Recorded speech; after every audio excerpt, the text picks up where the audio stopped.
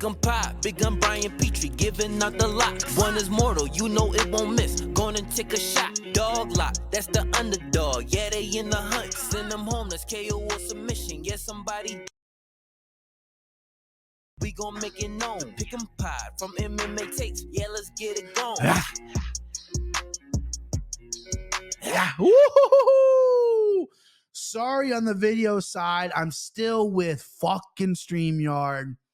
Got something in the works, so there's gonna be maybe on the YouTubes. Audio should be crystal fucking clear. Maybe even a little too loud because your boy's loud. But video on YouTube's with the S, it's cutting in and out. You know, what are we doing here? You know, I'm not gonna go down that road because there's a lot of things to talk about before we get in this fight card, and I'm trying to keep this a tight 35. We'll see if we can get there. Probably not. Listen, 10 years ago on the 13th of this month, your boy had a seizure. 10 years free of a seizure. That seizure changed my life. The day before the seizure, I had a first date with my now wife. Everything changed that point. You know, I went through a lot of ugly emotional stuff, whatever. I've told this story numerous times on the podcast. If you're a new listener, I'll quickly go over it. I was training to be an MMA fighter. That's right. Your boy had trained for about 4 years. I was going to the gym to train with Chris Curtis. Ever heard of him in the UFC? Dom Steele fought in UFC, Bellator. Ever heard of him?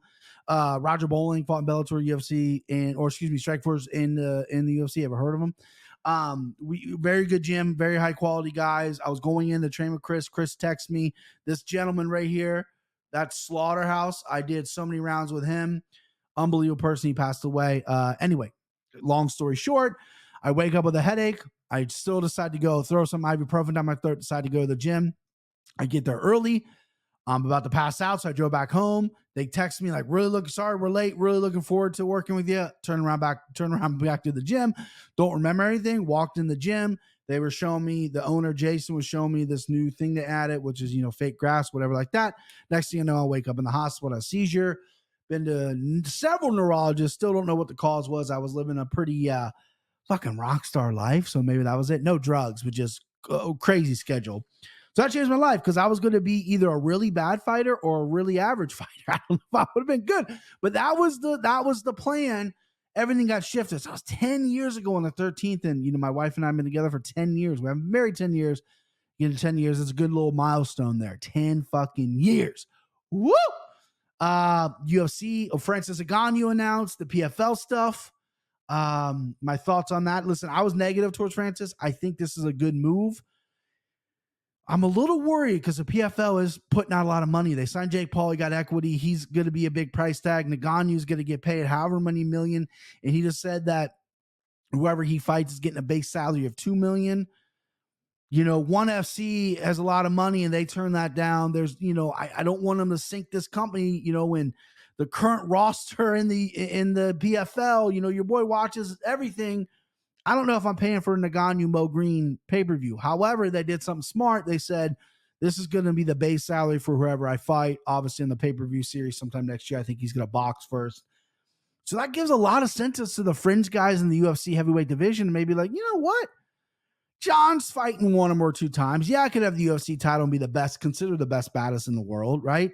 But then you got guys who are the fringe guys who are like, maybe I'm not going to re-up. Maybe I'll go to Bellator because Bellator is obviously open up, checks. Derek Lewis, for example, right? He's technically got to win over.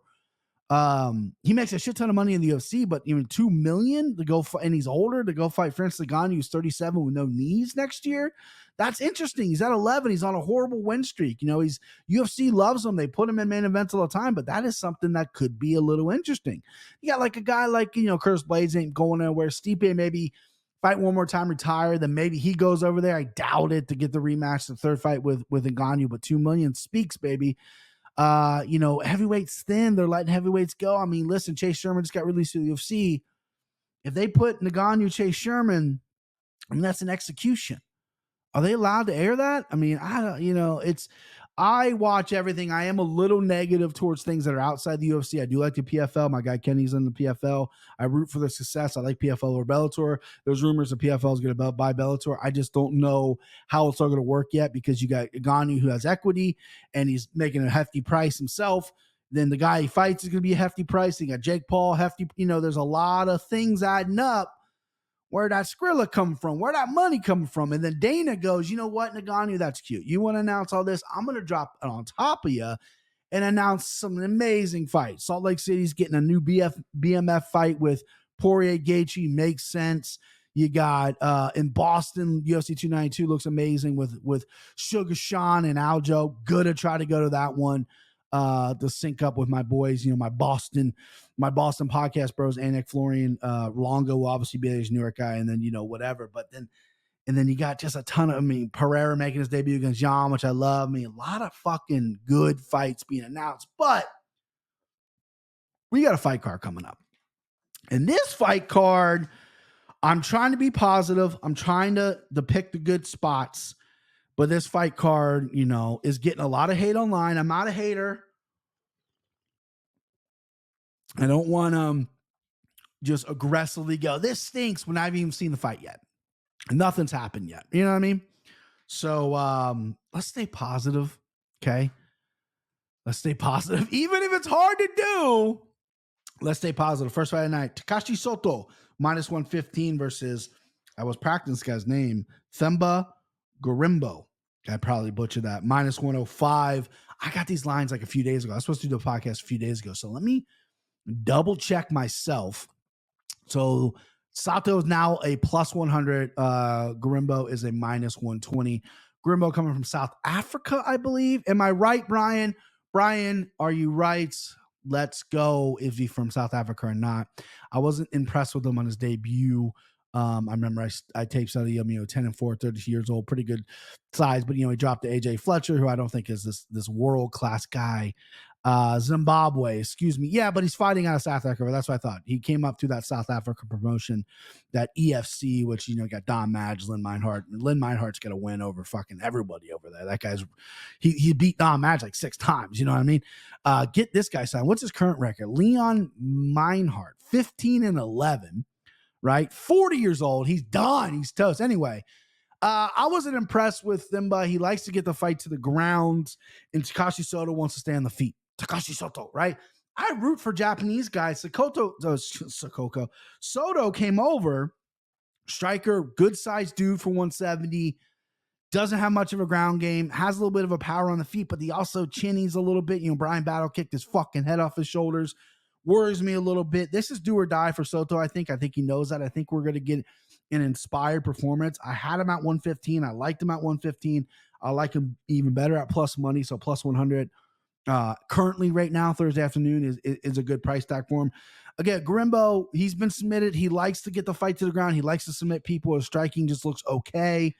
Sato's, when you're that not that good, but when you're good on the feet, just get some takedown defense. You know what I mean? And I don't think Gorimbo's a Gunnar Nelson who put out Sato, but he does have some missions on his record, lower level competition. Sato's been fighting the best. You're giving me plus money.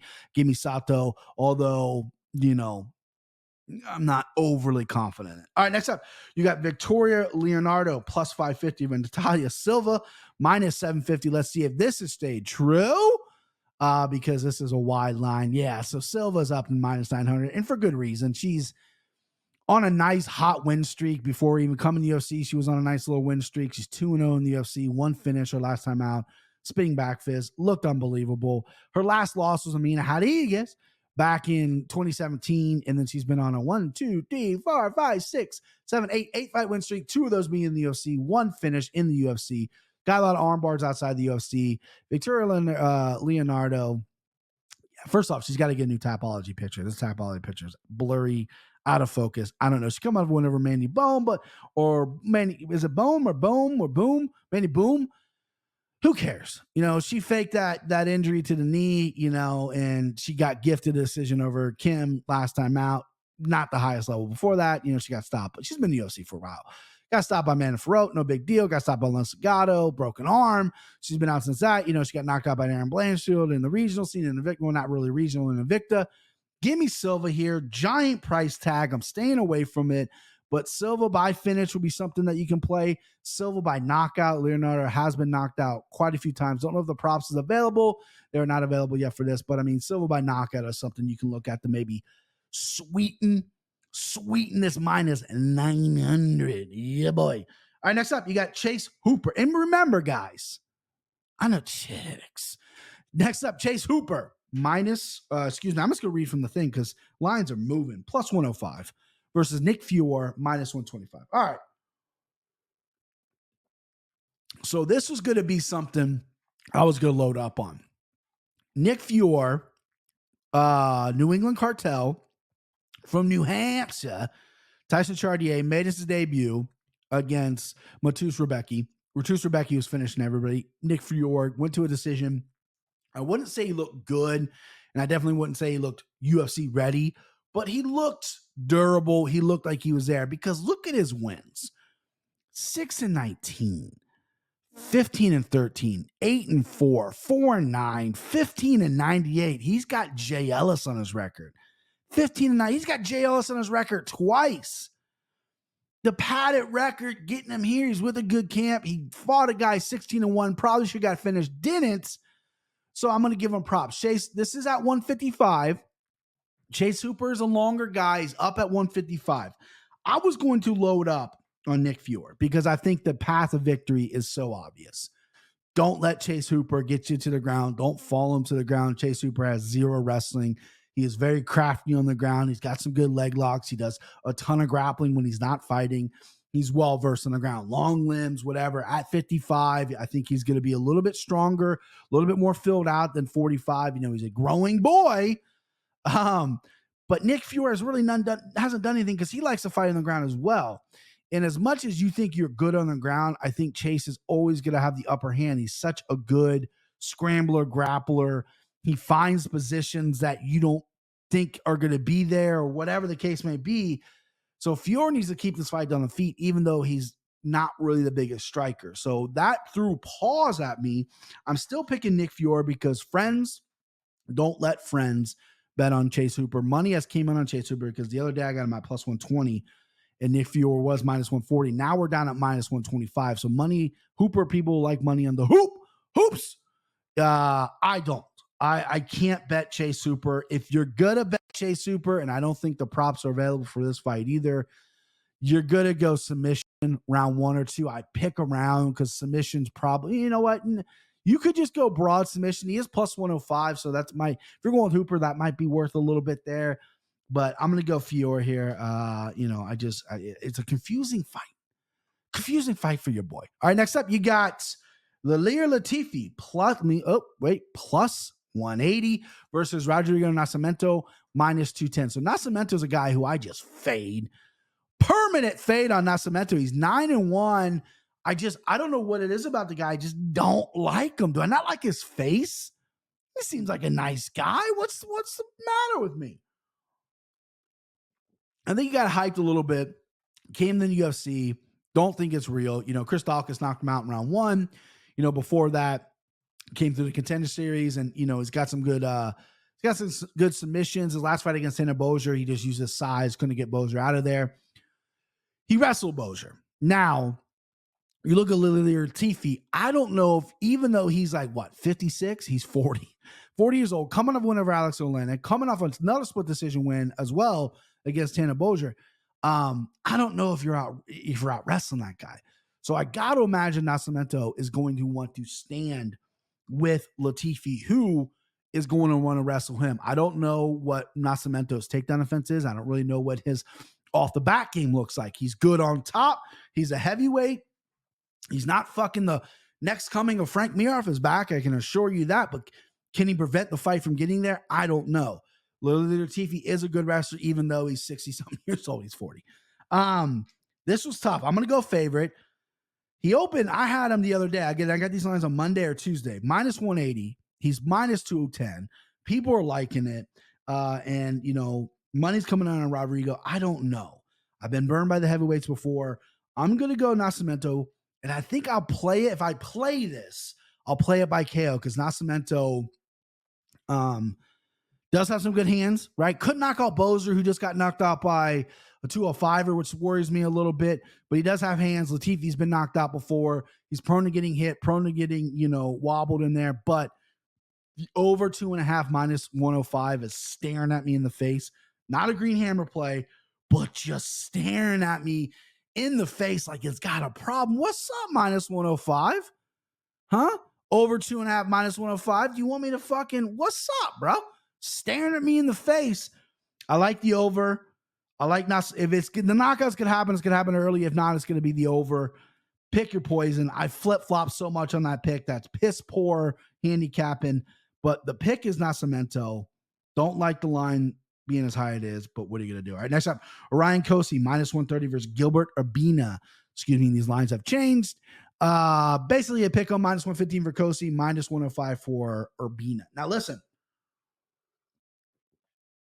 John Anik added a new wrinkle to the podcast. We get to pick a fight that we don't pick to add more points. I picked Urbina at plus 110. Now he's even money. Did I move the line? I mean, I'm on one of the biggest MMA podcasts there is. Did I move the line? Probably not. But I do like Urbina here at minus 105. I just do not like the Kostis brothers gas tank. They're all power. They're all show. They want to get you out of there in the first round. Urbina has been knocked out by Treshawn Gore in the Ultimate Fighter. He's a young kid, though. He's getting better. He's big for the division. I like to stay him at range. He's good on the ground. Kosi, again, I'm sure the guy, him and his brother are working on cardio, but it's still a problem to me. I think this is going to be a little bit of a, once we get to the first round, I think we can breathe a little bit. And then when it goes to the decision, we might have to take some harder breaths. It isn't the Apex. It isn't Vegas. Judges all over the place suck, but Vegas, at least, they're not Carolina. You know what I mean? With the commission, what they did. I like Urbina here. I like Urbina. I think maybe sub late if Kosi just hasn't been working on his cardio. We're looking at a sub late. That might be something I'm going to poke. Again, it's Thursday. Still not getting props. We got props for this fight. Excuse me. Gilbert Urbina by submission plus 300. Add it to my card. Add it to my card. Gilbert Urbina by submission. Yes, you sir. Yes, you should. Let's go. I like Urbina here, and I like by submission or decision. Decision's plus 400 as well. I don't think Kosi's ever been submitted before. I mean, he doesn't have a long career. He's 8-1. Philip Rowe knocked him out. Yeah, he's never been submitted. All his wins are by knockout. His last win, all his wins before the UFC, and then he couldn't even finish Blood Diamond. You know what I mean? Blood Diamond might be one of the worst UFC guys on the roster. But give me Gilbert Urbina. All right, next up, Karolina Kowalkiewicz. She is a minus 135, or she was. Let me pull up the new lines. Vanessa Demo Paula. I can't pronounce the name. Heidi Dean sent me this file multiple times. Cannot pronounce her name. I'm just going to go Vanessa. Minus 130 for Karolina. Plus 110 for Vanessa. I got Vanessa here. I know Carolina's on this little bit of an upkick in her career. Hey, I'm back. You know what I mean? I debuted. People thought I was hot. Got a title shot way too soon. Dropped like 10 in a row. Now I'm on a 2-fight winning streak. I'm back training. She was 1 foot in, 1 foot out. Apparently she wanted to start a family. I think she got married. I think Vanessa's on a nice little roll here herself. I think being an underdog here is only going to be me more excited to pick her. She's on a 2-fight win streak as well. 3-fight win streak. The one's a grappling. Her only loss in the UFC is to JJ Aldridge by decision. Okay. Outside the UFC, Lupi Gomez decision, and then Corey McKenna. So her losses are real. 34 years old, 5'2", got good submissions, in shape, athlete previous to being an MMA fighter. Give me Vanessa at plus money. I'll have to read a DM right now. I hate to do this on the pod, but I think I got a hot tip. Not really a hot tip. It's Tatum Temple, who does all my bet MMA inputs and everything like that. She's a fucking saint. Sharp. Give her a follow on Instagram. She likes Vanessa as well. She likes a sub as well. So that's the Tatum Temple pick of the week. Vanessa Dimopala by sub. I like by sub, but I'm gonna take because Karolina has no sub defense. I'm just gonna take her straight up. I don't know if I'm gonna jump into the prop pool, but give me Vanessa. All right, next up, Machete. This is a fucking cool name, Machete. Now I probably butchered that. 9-2, and I'm not even gonna try to pronounce this guy's real name, Vlashishev Borshishev, which I just did, but a Slavoclaus. 6-3. This is going to be a banger, boys. Both these guys like to stand up. Both these guys like to throw. Slavoclaus, great body shots, has zero takedown defense. Machete, You got to say it name like that too. It's not like you're it's like almost like you're getting, hit with something. Machete. This dude coming off of Rafi Garcia loss. Rafi grounded him, beat him up, bloody fight, knocked out Steve Garcia, who's had a nice little run lately. Beat a really tough dude, Achilles extremendum, something like this. Is this no, this is a Canadian dude. Sorry. He's got a fight coming up. He lost a contender series fight coming up. There's a guy similar name to this I thought was coming out of the Ray Longo camp. Anyway, Machete, he's got some good wins. Lost to a Russian early in his career by decision, only lost by decision, likes to knock people out, has a couple decision wins on his record. How old is this kid? He's young too, right? 23 years old. You know what I mean? Slavoklos comes in, great body work, great boxing, no takedown defense. My 5-year-old daughter could probably single leg him, no joke, right? We've been practicing. But I think these two dudes are going to bang it out. But if it needs to go to the grappling, I think Machete can take him down. I know Slavoklos is working with these with the guys at Team Alpha Male. That's what they do. That's what they specialize in. But I'm just hoping for a banger. Both these guys are pretty durable. I don't know if we're looking at a finish. I'm going the underdog here. Plus 140 was Machete. I don't even know if I gave that line. It's currently plus 140 still, minus 165. So not a lot of action. What is Machete by knockout? Machete by KO, plus 350. Slavoklos plus 120. So Vegas thinks this, Slava's going to put him out. He's the favorite because of the style. Style makes fights. I get it. But give me Machete. I think I've said it different every time. That's just a little character bits that you get from the MMA Takes podcast that you might not get anywhere else. You got an idiot who can't pronounce names, and when he does, he mispronounces them 10 different ways. So name another podcast giving you that, right? Give him a shot. Maybe by decision, because Slavoklos is tough, especially on the feet. Maybe this young kid's like, you know what, this guy's no wrestling. I'm going to come in and wrestle him. I do think it's going to be a banger. I don't know. Maybe when we'll touch the props, I am going to bet the underdog in Machete. All right, last time I'll say it, I promise. All right, next up, you got Michael. I know the bout orders moved a little bit, according to whatever, but Michael Johnson, plus 120. What is he currently right now? Plus 135 versus Diego Ferreira. Minus 140, minus 155 currently right now. So the line is moving. I am not a system guy. You hear people, they love the analytics. You got Yanni the Greek, he plays the analytics. You got a ton of guys on Twitter who put their stuff into an algorithm, and that's their system. I don't have really a system except two things. Actually, there's three things. I have a shirt. I made a shirt. Should have worn it. Anyway, number one. If he's from or her are from a stan, you better grant. Dagestan, Tajikistan, Uzbekistan, you better grant. Okay? That's system play number one. System play number two, always bet on blonde. If a fighter previously didn't have blonde hair, shaves his head, or cuts their hair and dyes it blonde, you bet him. I call that the Randleman, RIP Kevin Randleman. In 3 years, when Michael Johnson's an underdog, you bet. Yeah, okay? Hello? Okay, this is dog. Okay, this is a Michael Johnson dog play. Dog lock, Michael Johnson. Listen, he's looked good since he's come back. He's 1, 2, or 3. Probably should have won the Jamie Malarkey fight, in my most humble opinion. But he didn't. But he's looked good. He's fast. I mean, this guy's been in there everyone. He's got such an insane record. And Diego Ferreira, even though Safe Saud and those guys down on Fortis MMA, they're on a hot streak now. Their fighters are winning left and right. But Michael Johnson, though, I think he's feeling it. I think he fixed what was going on up here. Powerful left hand. Diego does not have good cardio. He could take Johnson down and submit him.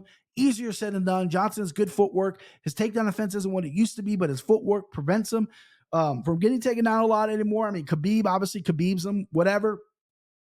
I see Diego having a good first round. I see it might be a difficult first round for Michael Johnson. Michael Johnson go out there and flatline him, right?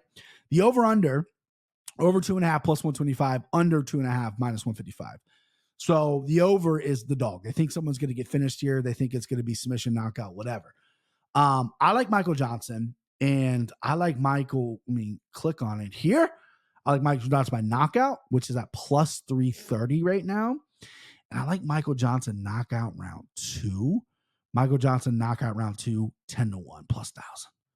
Bucket. Add it to my card. Michael Johnson round 2. I think he's going to have a tough round 1. Diego's fresh. He's got good hands himself. Michael's going to be slipping and ripping and whatever. Diego's going to slow down. That left hand. Kabam! Michael Johnson, dog lock. Michael Johnson, second round knockout, 10-1. Add it to my card. All right. Next up, you got Andre Fiallo versus Joaquin Buckley. Minus 230 for Joaquin Buckley. Plus 195 for Andre Fiallo. That's what I got him. What are they currently at right now? Because I did pick Andre. Sticking with Andre. Plus 190, minus 225. So as I was, this went down just a little bit. Just a little bit. So I broke this down in the Yank and Florian, and it's simple, guys. Listen, I don't love when guys weight cut. Joaquin Buckley isn't the biggest 85er in the world. He's bricked up, right? I get it. He has fought at 70 before, but when guys shrink down, especially, how old is Joaquin Buckley? Let's pull that up. Let's pull, because he's chinny, right? He's 15-6. He's 29 years old, so he's old enough, right? Bricked up muscle, dude, but, got knocked out by Chris Curtis. Got knocked out by Alessio Gichicchio. Got knocked out by Kevin Holland. Got knocked out by a guy named Jackie Gosh. Jackie Gosh. He has a win over Jackie Gosh, too. What is Jackie Gosh? What is his record? 7-3. Get Jack. Oh, he's 40 years old again. I was going to say, get Jackie Gosh in the big time. What a name. He's 40, though. They're not signing 40-year-olds. You know what I mean? He got knocked out at 185. And the theory is, I'm going to go down and I'm going to fight the smaller guys, right? I'm going to fight the guys who aren't as big and I'm not going to get knocked out. And he even said so in his pre-fight press conference. He goes, hey, listen, I'm tired of getting knocked out. That's why I went to 170. But you're dehydrating your brain. You're sucking yourself out to get to 170. I know you're not the biggest 85er. You're probably more healthy at 85. And now you're going to have maybe a little bit of a speed advantage. And Andre Fiallo is a very similar fighter to Joaquin Buckley, as his chin is not that good. He's 29 as all, so these guys are very mirrored. They like to stand up. Joaquin Buckley's more explosive. Andre Fiallo is more, I would say, calm and precise. His punches are very good, but they both have not so great chin. So Andre Fiallo coming off 2 straight losses, both by knockout. Matthews, which one of the best performances I saw back in 2022, destroyed him. Muslim Sadikov knocked him out in round 3. That was kind of a war. For that, he knocked out Van Camp. For that, though, Van Camp was giving him a run for his money. Knocked out Miguel Baeza. Debuted against Michel Pereira, which he gave a good account for himself. So he's been knocked out twice so far in the UFC. Knocked out by Chris Curtis in the PFL. Body shots, finished on the ground. Chitty got him in Bellator as well back in 2016. So he's been knocked out 1, 2, 3, 4. 4 of his 6 losses have been by knockout. And the same can be said with Buckley, right? So really, it's who finds the chin. Uh-oh. What's he doing? Oh, baby. This thing is heavy. This thing is tough. This thing's the green hammer play. Green hammer play of the week. There's a lot you could do with this. I went kind of the safe way. Joaquin Buckley, and last week we crashed and burned on Brian Battle. I was a thunderstruck pick.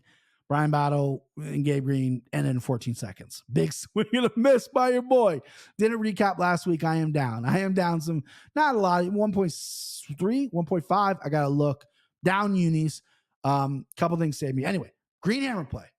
Andre Fiallo, Joaquin Buckley. Someone wins by knockout. Fight will end in a knockout. Minus 225.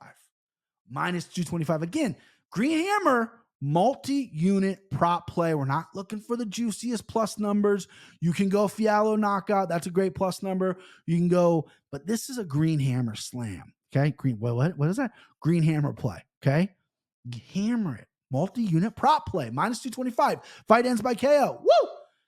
That doesn't lose.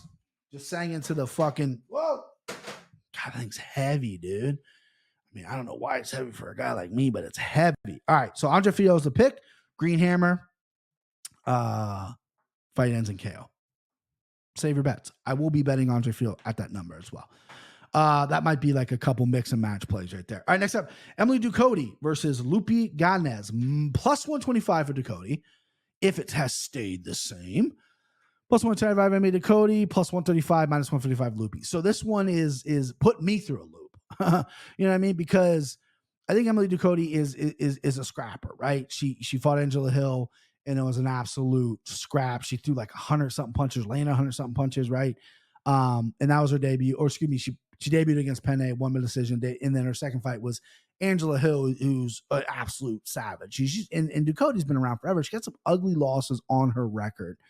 She's in the Bellator for a little bit, Invicta. She's kind of been everywhere. She's fought some good girls, but anytime she's fought anybody really good or anybody with a well-named, she falls apart. Penne has a good name, but Penne, 40-something years old. So Loopy is someone who I used to load up on. I love her style. I love her tenaciousness. I love the way she gets after it. She fights everyone, but she's not like a finisher. She'll start hot and she'll make, mistakes, and they'll come back, and there's a weird decision losses on her record where she probably win.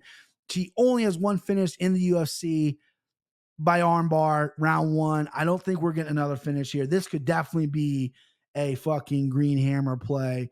What's the over under on this? Because this is probably massive. Over 2.5 minus 335. I like the over at minus 335. I like Ganes by decision. I hadn't written down yet. I'm going to go Ganes by decision. We'll look that up as well. Loopy's just not a finisher. She's good at, maybe even split decision because Ducati is active in there. Or Ducote, excuse me. Loopy Ganes by decision minus 110. So Vegas is on it, right? Vegas is on fucking top of it. Give me Loopy. Give me over 2.5. Minus 145. What are we going to do? All right, next up, Edmund Shabazian plus 230, 220, whatever that says. And then Anthony Hernandez minus 260. So let's see if this is moved currently so I can give you the most up-to-date lines because that's what I do. 215 plus 185. Yeah, it's obviously come down a little bit. Money is coming on Shabazian, which surprises me because my mortal lock. Anthony Hernandez, Fluffy Hernandez. I'm a little nervous. I was very confident. I added extra units on the Anakin Fournier podcast. Hernandez is very good at what he does. He gets the fight to the ground. He pushes incredible pace. Edmund has worked at Extreme Couture with Chris and all those guys. Get rave reviews, right? Young kid. His ground game, not so much. Off his back, not so much. But that first round is scary. That first round is scary for me because Hernandez has been put out, has been folded before in the first round. Shabazian has that kind of power to do that. So I might hedge my bets, right? I might hedge my bets. So let's see. So Edmund Shabazian to win by KO in round 1 is plus 750. And then Anthony Hernandez to win by submission plus 165. Decision plus 750 or 250. I think Hernandez is such a good parlay piece, and I hate to hedge my mortal lock, but this card's a little thin, right? So I hate to hedge my mortal lock, but I think you're going to have to. Mortal lock, Anthony Hernandez, 215. I had him at 260. Money coming down. People are liking Shabazian. I think Hernandez is going to do what he always does. He's going to Dagestan this dude to death, right? Shabazian's going to wear down. I know he's been training for it, whatever. First round, we got to get out. But Shabazian knockout round 1 plus 750. That's a sprinkle, babe. I hate going against my mortal lock, but how can you not sprinkle that? I thought that would be a little bit lower. That's crazy to me. Give me Anthony Hernandez, my mortal lock, and I completely am flip-flopping like a fish out of goddamn water. But give me Hernandez. All right, next up. Well, we're at 32 minutes. Probably not going to make that tight 35. Mackenzie Dern. Minus 190 versus Angela Hill plus 180. This has got to pretty much move a little bit. Minus 170 plus 145. Dern's still the favorite here. Dern by submission plus 175. That's the play. I picked Dern. I always pick Dern.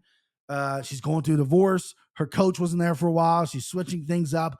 She's talked about it during the presser this week. I don't love that. I don't love that because you can't go in there and you look at Angela Hill's record, 15-12. You look at it, she's been submitted before. Takedown offense has been a problem. But she's game, nasty in the clinch. My thing is I think Dern over 5 rounds could be losing. She could be down 4 rounds to none going into that 5th. And she's got good cardio now. She's tough. She can take it. And I like what she says after her losses. Like when it goes to the ground, I got to finish, right? I got to work on my wrestling. I love all that shit. She's got a lot going on in her life. Numbers come down. I like Mackenzie Dern. She's going to send them home. Mackenzie Dern by armbar plus 175, which you can get specific, but it's going to be armbar plus 175 by submission. And I think she does it late. So if you want to pick a round, it'd be cool. But Angela Hill, takedown fence, 77% now. It's good. It's getting better. Off her back's getting better. Last time she got submitted to Brandon Marcos, she did not look herself there. Dogs barking. Sorry to hear that. My wife's going to pick up my daughter. Trying to get this done before she gets home. Anyway, Mackenzie Dern, send him home. Let's go. All right. Let me recap. I got some bad news for you. So Mackenzie Dern, send him home. Mortal lock, Anthony Hernandez, dog lock, Michael Johnson. Those are my 3 locks. Now listen, if you've been with me just now, cool. Thanks for tuning in the show. If you've been with me for a while, you know every year there's a card where I pass on a slime ball parlay. I pass on it. I just can't get one together. This was really tough for me to get together, this slime ball parlay, if I'm being completely honest with you. I couldn't find spots. So last year, I just completely gave a pass, didn't give one out. This one, I'm not giving one out either. This isn't going to count towards the record, okay? This is off the books. Hey, are we off the books here? Huh? You know, every time I say off the books, I got to look around. No one's in my room, but I got to look around a little bit. We off the books? Because this is the off the books slime ball parlay. All right, off the books here. You know, I ain't going to give this one out. You ain't going to hear me sharing this. This is for the video and audio listeners, watchers only. I ain't going to be sharing this. Off the books slime ball parlay. Does not count to the record. Officially, this is a pass week. If I get a DM, what's the slime ball this week? And haven't watched the show, I passed on it, right? But off the books, slime ball parlay, right? Slime ball parlay is chunky numbers, right? Anthony Hernandez, minus 215. Michael Johnson, plus 135. Gilbert Urbina, minus 105. Plus 572. Woo! That's off the books. Anthony Hernandez, Michael Johnson, Gilbert Urbina, plus 572. The biggest slime ball we've ever had. It's off the books. Doesn't count to the record, but that's juicy. That is fucking juicy. All right, that's it. Listen, thank you for rocking with me. I promise you the visuals and the hiccups and my tech problems are going to be solved. I have it in the works. Things are going to improve on my end. Thank you for sticking with me. The live last week was disastrous, but everyone fucking showed up in the chat, and I love every single one of you. Thank you for rocking with me. Hit that fucking subscribe button, baby. You don't have to hit the bell. Don't worry about the bell. Just hit the subscribe button, right? We're marching to 2,000, right? We're at 1,330 or something right now. 13 is my least favorite number in the entire world. So let's get 70 new followers so I get up to 1,400 so I can get that 13 out of my life, babe. Okay? I'm a superstitious, stupid motherfucker. I said all that wrong. Anyway, Brian Petrie MMA on all social medias. You can catch me on the Anik and Florian podcast on the DraftKings Network. Twitter, Instagram, all that shit. Subscribe button. Did I say all that? I must fucking repeat myself now. That's what it takes to be content. All right, I'm in the show. I can't talk.